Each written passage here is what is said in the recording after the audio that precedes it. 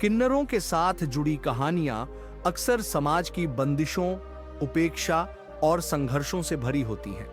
यह कहानी भी एक ऐसी ही व्यथा को बयां करती है जिसमें प्यार, दर्द और समाज की बेड़ियों का जिक्र है। अनसुनी मोहब्बत। अमन हमेशा से एक शांत और संवेदनशील लड़का था। उसने बचपन से ही दुनिया को एक अलग नजरिए से देखा था। जब उसके दोस्त खेलकूद में व्यस्त रहते, वह अक्सर किताबों में डूबा रहता। उसकी दुनिया उसके ख्यालों और कहानियों में बसती थी।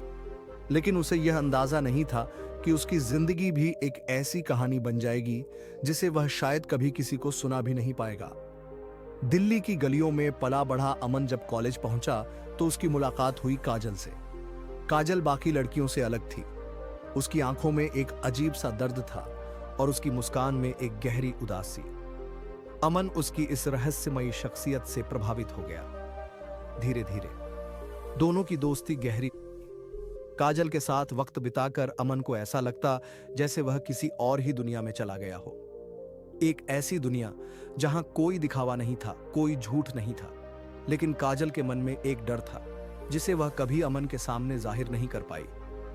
एक दिन जब अमन ने काजल को अपने दिल की बात कह दी तो उसकी आंखों में आंसू आ गए।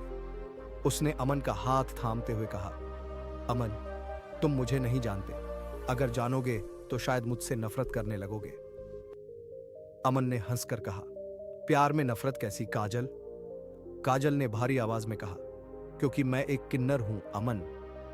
यह सुनते ही अमन को लगा कि पैरों तले जमीन खिसक गई हो। उसे यकीन नहीं हुआ कि जिसे वह अपनी जिंदगी समझ बैठा था, वह समाज के उस वर्ग से ताल्लुक रखती थी जिसे लोग अपनाने से कतराते हैं। उस रात अमन सो नहीं सका। वह सोचता रहा कि आखिर उसे क्या करना चाहिए। क्या वह काजल को उसी तरह प्यार कर सकता है जैसे अब तक करता आया है? क्या समाज उसे स्वीकार करेगा? लेकिन दिल से उसे पता था कि उसकी भावनाएं नहीं बदली थीं। अगले दिन उसने काजल को मिलने बुलाया। काजल ने आते ही कहा, अमन, अगर तुम चाहो तो मुझे भूल सकते हो। मुझे आदत है इस दर्द की। अमन ने उसका हाथ थामकर कहा, मैं तुमसे प्यार करता हूं काजल। यह समाज कुछ भी कहे, मुझे फर्क नहीं पड़ता। काजल के लिए यह शब्द किसी सपने से कम नहीं थे, लेकिन उसे समाज की क्रूर सच्चाई पता थी।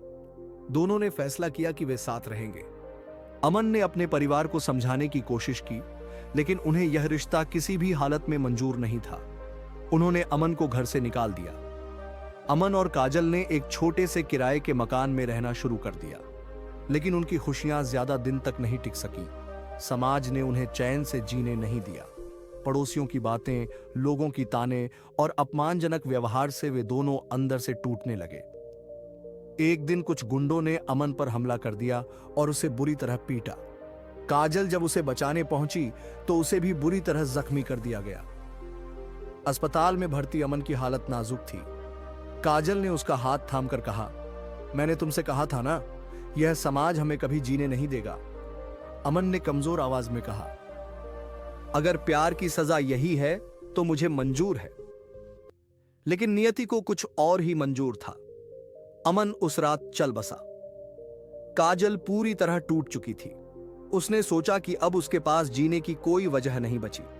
लेकिन फिर उसे एहसास हुआ कि अमन ने उसे सिर्फ प्यार ही नहीं दिया था, बल्कि जीने का हौसला भी दिया था। वह अमन की यादों के साथ जीने लगी और उसने अपना जीवन उन किन्नरों की मदद करने में लगा दिया जो समाज में अपनी पहचान के लिए संघर्ष कर रहे थे। अमन और काजल की प्रेम कहानी अधूरी रह गई, लेकिन यह साबित कर गई कि प्यार किसी जाति, लिंग या पहचान का मोहताज नहीं होता। यह समाज भले ही उनके रिश्ते को ना अपना सका, लेकिन उनके प्यार की गहराई अमर हो गई। अगर प्यार की सजा यही है तो मुझे मंजूर है। लेकिन नियति को कुछ और ही मंजूर था।